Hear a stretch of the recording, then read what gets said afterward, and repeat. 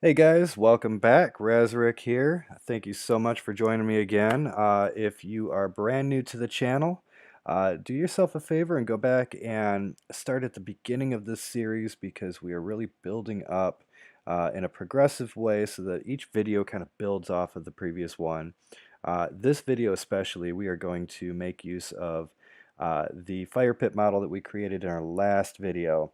So you want to make sure that you definitely get caught up on the series before you begin this one, just so that way you have everything that you need and you know how to get your view here set up so that you're looking at everything that you need to and can really follow along and not get lost in some of the details. If you are an experienced builder, great, welcome. I'm sure you've already got some similar models that you can make use of. But in any case, welcome. Thank you so much. If you haven't already subscribed, please do so. Another thing that I wanted to say too is a big welcome and thank you to our Reddit community. We've got some people coming over from there. I've had a lot of comments lately, and you know, people sharing that they have actually found the channel through Reddit. I dropped a little post and got a bunch of great support and really good feedback. So thank you so much, guys. Welcome. Really appreciate it. Now, for tonight's video, I'm going to go ahead and just jump right in. We're going to pull out the model that we created in our last video, which is that fire pit. And again, if you haven't already created one, go back to part 3 of our video series, and it'll walk you through the creation of one and help you tuck that away into your inventory so that you can reuse it in other games and other builds like we're going to do here. So for everybody else who's already gone that step, let's go ahead and get started. First thing I'm going to do is go up to our View tab up here, and I'm going to open up Toolbox. Okay, and make sure that My Models is selected. By default, usually Models is going to be highlighted here, so just make sure that you switch that over to My Models, and you will find the fire pit that we created in the last video. So just click and it'll drop into your workspace there, and we can go ahead and close the toolbox. We don't need it anymore. It just gives more room for our other panels here. So over here you'll find the campfire in our workspace. And one thing to note that I didn't point out in the last video that somebody actually just brought to my attention and it completely slipped my mind. I apologize, guys. Because of the way that we created this fire pit. So we have our logs just sort of stuck through the ash, and you know, I told you that in a proper build I would fix this up a little bit so they weren't kind of overlapping the way that they are and get them positioned properly, and that actually caused an unintended side effect, which is a good thing to point out because you will encounter this in other models, and especially if you're picking up free models elsewhere. So something that you definitely want to pay attention to is how it gets placed on the terrain. So if we come down here and take a look, you'll see that it's floating. We definitely don't want that. And the reason for that is because these logs are sticking out below the bottom of our model. So when it stands up onto our terrain, it's actually being based on the lowest point, which in this case is this particular corner of the log here. Now, depending on how you created your model, it may be more or less dramatic than the positioning of mine here, or you may not find it at all, but you definitely want to make sure that whenever you are placing a model from either your own inventory or models that somebody else has created and distributed to the community, you want to make sure that you are double checking how that object is getting placed in the scene. So with that being said, I'm going to fix this right now by just nudging this back down into the ground to hide these logs. It's not going to impact anything in our scene whatsoever by shoving it down into the ground. It's simply going to hide these extra pieces that we don't need visible. So I'm going to go back over here to our Model tab. I'm going to select the Move tool and select our fire pit here. Now I currently have it at 0.2 studs, so it's a little bit of more precise drag. One stud is going to be way too much, which I'll show you here. So we're halfway in the ground. We don't want that. So I'm going to put this back to 0.2, and we're going to just give it a little nudge, and there we are. So now we're good and flush. Actually, it could go one more. Sorry about that. There we are. All right, so we're flush with the ground. Nothing is showing up. We come back, take a look at the top. Our ash is still visible. It's not hiding in the grass. So we're back to the state that we were in when we built this in the last video. So make sure that you do that. And also make sure that we're anchored so that your model doesn't fall apart and pieces go flying everywhere. I certainly don't want flaming logs being thrown about the map when you're running through it. It's just bad news for everybody. So now that we have that done, I'm going to show you guys a trick that I like to use whenever I'm doing builds. One common problem that people run into is figuring out how to properly scale the objects within their game. Often it's very easy to make things too big or too small, and you lose a lot of that realism in your game. When you're running around and things don't have a consistent scaling to them. So one very easy way to fix that, I'm going to show you right here. If we go in and we test this by playing our little scene here, it drops our character into the scene. Now this is going to be a perfect model for us to scale our builds from.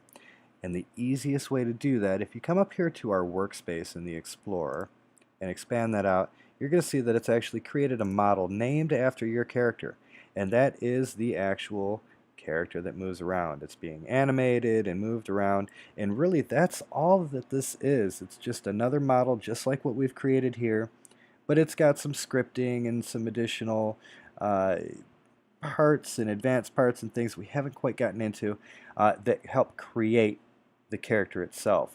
So because it's a model, we can use it. So to do that, all you have to do is come in here to your workspace and just copy your model. And with that copied, we're going to stop the test server here. And then we're going to come and we're going to paste into our workspace. And so what we have is an exact copy of our player character. Now don't worry, I know it looks like he's got some weird alien chickenpox infection here. These green circles are some advanced parts called constraints, which we're going to get into in later videos. Don't worry about that. Like I said, all we're using this for is just for scale model purposes only. And we will get into what these do and how they affect the models themselves. If you're curious, they're ultimately responsible for making sure that when your character is moving around, that all of the parts and the joints move properly and stay connected to each other. So, we have joints for our arms here. When the arm moves, we don't want it separating from the body. So that's all these do. These just kind of make sure that the model is being moved and animated the correct way without completely falling apart or looking odd. All right? So now that we have that, we're going to go ahead and get started with our build. So I'm going to come up here and hit part to drop our first part in the scene here and bring up our move tool. I'm going to go back up to one stud for a minute and just to kind of place in front of him here. Let's first get rid of these stud surfaces by changing the top and bottom surface to smooth. And now we're going to go ahead and start scaling. Now, currently, if you look over here in the Properties panel under Size, it's one stud tall. Now, if your movement is set to one stud, you can scale up, but you're not going to be able to get it any smaller than that. So I'm going to bring this back down to that 0.2 scaling that I had it at, and we're going to bring this down as thin as it will get. So now we have a 0.2 stud width, and I'm going to bring it back up just one to give us a good thickness for our tabletop. So what we have is a width of 0.4. Okay. Come back and change this back to 1. And what I've found works really well for a picnic table is going to be 10 long, which if you're watching in the Properties panel over here, you can see that as I drag the handle, that number gets updated, that vector. So we want to bring that first number to 10. That's our length. We already know that our height, or our, in this case, if you want to think about it in terms of a tabletop, our thickness is going to be 0.4, and 6 wide works pretty well. So that gives us, if you look in relation to our player model here, imagine he's seated at a picnic table. Okay, you can go 2 or 3 people wide and have enough room for them to have a nice eating area here and allow similar room for somebody on the other side. So this is a really good size to go with for the build that we're creating here. Now let's go ahead and change our material. In the last couple of tutorials we played around with the wood grain material, which is just wood in this case, which as you can see just has this nice wood grain look to it. But that's not going to work so well for our picnic table. Planks right below it give us that look that we're after. And then I'm going to come up here and change the color. Let's see. Cork. Yeah, pine cone looks pretty good. I think I'm going to go with that one. Kind of dark. I think that would look pretty nice sitting out in a park somewhere. I like it. We're going to go with that. Now, I'm going to bring this to 0.5. And we're going to use our character to figure out how tall we want this to be. So what I've found works best is to determine the height of the seat, which this is pretty good here. Alright, and then go up from there. So what we're going to do is duplicate, which if you remember from previous videos, on a Mac is Command D, on Windows is Control D. Creates an exact copy of our part right where it's positioned. And now we're going to go ahead and drag that up. And in fact, we could probably even go a little bit higher. I'm going to select both parts by holding Option. For Windows users, again, use Command instead of Option. Let's bring it up one more. Now, this may seem a little bit tall to you. If you were to imagine yourself out at a park somewhere, you have a picnic table essentially coming up to your chin. But the reason I'm raising it up is so that we have a little bit more build room underneath, and then we can nudge it right back down to where we were just building from, and everything will be set properly the way that we need it to. Okay? So now I'm going to drag a selection here, which to do that is just holding the left mouse button and drawing a box. I'm going to move these away from our character to give us a little bit more room here to build the bench. So now I'm going to go ahead and duplicate this bottom one again, because we're going to have a seat on each side. And I'm going to set this back to 1 stud. And let's go 1, 2, 3 studs out. It's pretty good. We're going to grab our scale tool and size this down to 2 studs wide. We're going to come over here, do the same thing in reverse. Bring our move tool back out over 3 studs. Grab our scale tool and size it down to 2 studs. So now we have our tabletop and our 2 benches. Now let's go ahead and start building the legs. Now one thing that you can do is go ahead and drop a new part on here and position it and set the material and all of that, but I find it much easier, even though we're working with a completely different alignment and size and everything. I find it much easier to take parts that you've already customized the appearance of and just go ahead and duplicate and then resize to suit your needs. So I'm going to grab another copy of the tabletop, duplicate that with Command D on my Mac, Control D on Windows, and we are going to, let's bring this down and let's say 0.2 again. Let's go with the same thickness of 0.4 so we're consistent here. And we certainly don't need something that's going to be quite so wide here. So let's bring this down. Oops, I'm sorry. I don't know what my client was doing there. Let's bring this down Uh, 0.6 looks pretty good. And then from there we can go ahead and drag down. Now if you remember, we're working a half a stud higher than what we ultimately want to be working at. So what I'm going to do, I'm positioning it down on ground level here. And then actually I'm going to bring this down as well. If you remember from before, you get a fighting of the textures here when parts overlap. And then from there, I'm going to change my measurement here to 0.5 and bring it back up. So now when we lower this model back to the ground, this will be flush with the ground and we won't have to worry about anything. Now I'm going to grab the move tool, bring it over a little bit to about here, and grab our rotate. Now I have rotate set to 5 so that we have a little bit more precise control over how much we're rotating, which if you remember, if you hover over our handles here, you get these lines painted that show you all of the different options for snapping, where they'll end up. I'm keeping it set to 5 so I've got a better degree of control over it. You may want to change this to fit your own build, but for this one 5 works pretty well.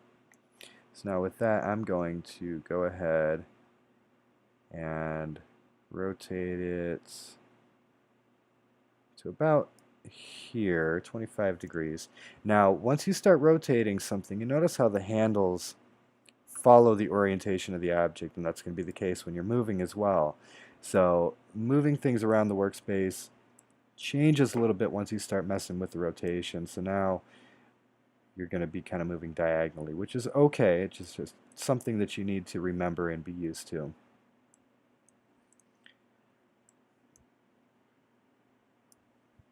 Now I'm going to scale this. Let's go 0.1, so we get very small degrees of scaling, and I just want to make sure that we're not peeking through right here. So there we are. So that works pretty well. So our edge is still flush here, but we're not sticking out over here. And then down here, I'm going to go back to 0.5 and bring this on down, and this can go right through the ground, because what that's going to end up giving the illusion of is this cut leg here, which is totally fine for our purposes.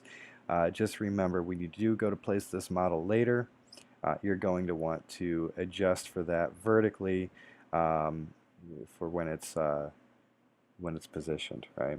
And actually, I'm going to bring this back up a half a stud because, again, we're going to be lowering the whole build. Okay. And then at the same time, I'm going to move this away from the very edge. Let's go 1 stud in. That looks pretty good. I'm going to make a copy of this, duplicating. And let's go 1 stud. And let's drag that copy over to the other side here. We do need to adjust this a little bit, so we are 1 stud away from the edge here, but we're a half a stud away here. So we'll just compensate for that like this. Okay. Now we have one side ready to go. And let's go ahead and duplicate again. Now this time, I'm going to adjust this to 45 degrees and rotate.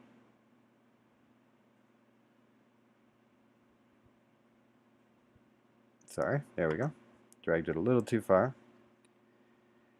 And bring this on over here. Now this is going to take a little bit of playing around with. Like I said, you are moving diagonally, so the axes are a little bit off. So just kind of double check and make sure that everything is aligned properly here. Now we do have a little bit of a lip here, so I'm going to go 0.1, and actually we'll just move it by 0.1 there. Okay, so we're not sticking out at the top.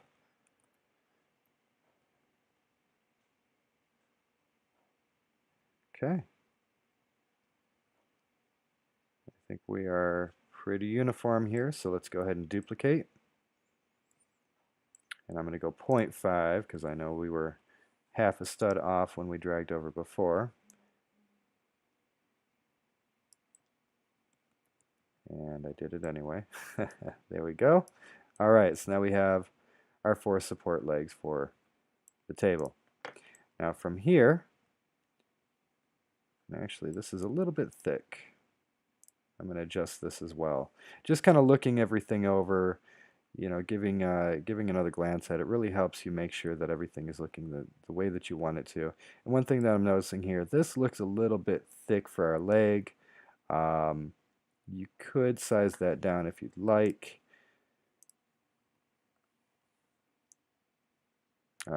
One part at a time, excuse me. There we go.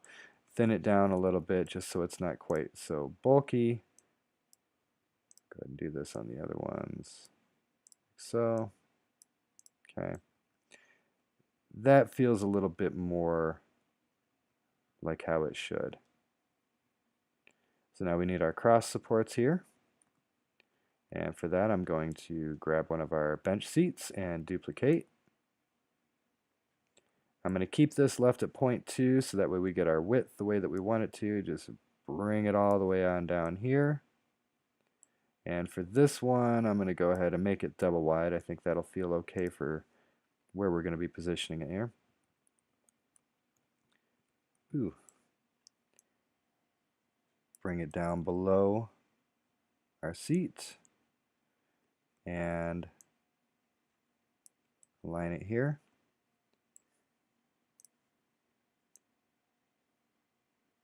About like that. And then we're going to drag this over here. And let's just check the positioning, make sure everything is correct. So there is definitely more overhang on the one side than this one. That's okay there. There we are. So what we've done is just added a little support here. We're going to duplicate, grab our move tool, and we are going to drag that right on over here. Okay, it's looking pretty good. So we have our completed picnic table here. Now you could go and throw some additional detail in here if you want to be a little bit more realistic. So one thing we can do here is just grab one of these legs, go back to our 5 degrees, grab rotate, and I'm just going to throw some additional support here to make sure that we're adhering to a bit of realism. So grab our move tool, come to the middle here, about like that. And actually undo that. I'm going to go to 45. There we are.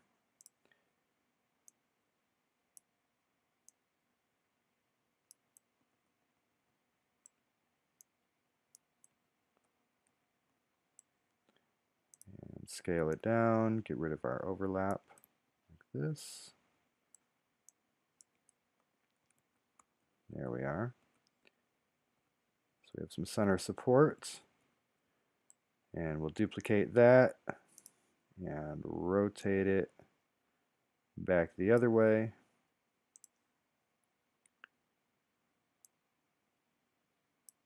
And bring it on over here and line it up.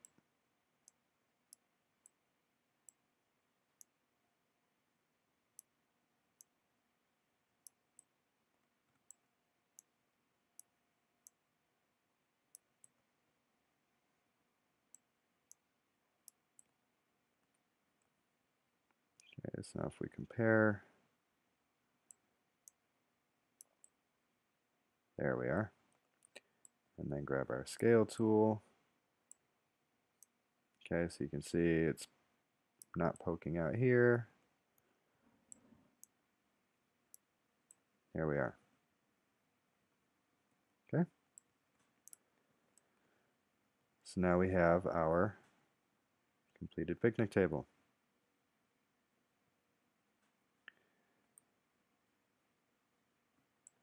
I'm going to go ahead and grab all of these parts and group them. Again, if you're on a Mac, that is Command G. On Windows, it is Control G, or you can also right click on any one of the selected parts and click on group. Excuse me.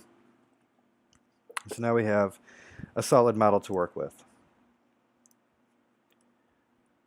Now, if we come up to, actually, you know what? I'm going to introduce it in a different way. Find one of our seats here. Okay, so here we have a seat, right? Let's go ahead and name these just so we can locate them when we start to place our seat. Let's find our other one. Did I pass it? I did, didn't I? There it is. Okay. Now, if we come into our model, or actually we can do it directly on the seats as well, which would probably be a little bit easier for organization purposes. We're going to go to Insert Object, and we are you know what? Maybe we can't do it that way. We cannot. Okay, sorry about that. I was misleading you there. The parts that we're looking for don't exist on parts themselves. They have to be on a model. So I was actually correct in my original approach here. So disregard that last comment about adding them to the seats. But we're going to come and right-click on Model, Insert Object, and add our seat. From here, we want to go ahead and position this so that it's where we want our character to trigger the sitting pose or animation. And I don't know about you, but I don't like sitting with a bar between my legs. So I'm going to position it here. I'm going to scale this down. We'll go 1 stud. About like that. So we'll have a 2-seater bench. Okay. And let's make this 0.2. Size this on down. Now, I don't really care about the surface texture here because we're going to be hiding this anyway. So to do that, just come in here, click on Transparency, set it to 1. So the appearance really doesn't matter in our case here. Okay. So now I'm going to duplicate this, bring up our Move tool. Let's go back to 1 stud. And that looks pretty good there.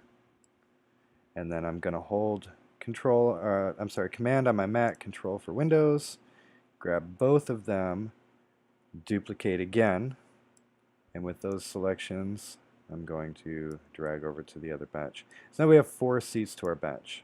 All right. I'm going to anchor the model. Don't forget to do that. And now let's go in and see what happens when we climb onto our seat here.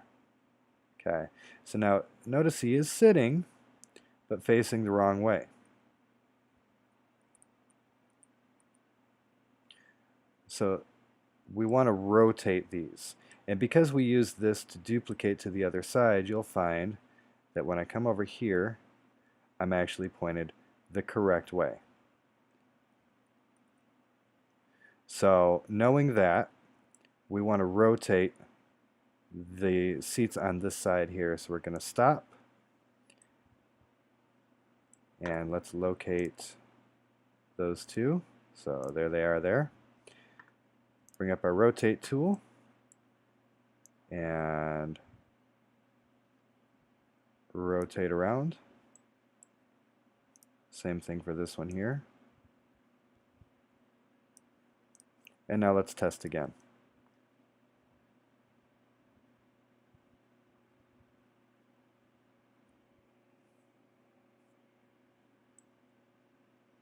So now we know that this side was okay. We have 2 seats side by side. Come over here. Now we are correct. So we now have a 4-person picnic table. Works pretty well. There are some minor adjustments that can be made to the length of some of these legs and things like that, but that's something that you're going to want to fine-tune and customize to your own liking as you're building things. This is really just sort of a quick build. We're already at a half an hour on the video here, so I don't want to take a whole lot of time with fine details, but I'm sure that based off of the stuff that we have covered so far, you have a pretty good idea on how to go about making those adjustments yourself. And then again, to use these again later in other games with the game stopped, come in here, we're going to rename our model, call it picnic table, and then we can right click, save to Roblox, create new, name it picnic table. Our other settings are totally fine. Go ahead and hit finish. The moment we say OK here, now we can go back into our toolbox and we'll click away and click back so it reloads. We have now our picnic table. So at any point in another game, just like we did for the fire pit, we can drop them wherever we need to without having to rebuild them. I hope you guys enjoyed the video. Definitely lots more to come, so stay tuned. And once again, if you have not already subscribed, please do so. I promise you that we are going to start covering a lot more advanced and complex topics as we move along. For right now, we are covering basic modeling and using the studio itself. Scripting is coming, I promise, guys. I've got people already asking me for it. I promise you there will be scripting series coming up very, very soon, so stay tuned. Thanks a lot so much. Appreciate it. Like the videos. Drop a comment if you have any questions, feedback, anything that you would like to see, and I will do my best to work them in as quickly as possible. In the meantime, please, please, please subscribe. It really helps the channel and helps me. So look forward to seeing you guys in the next video. Until then,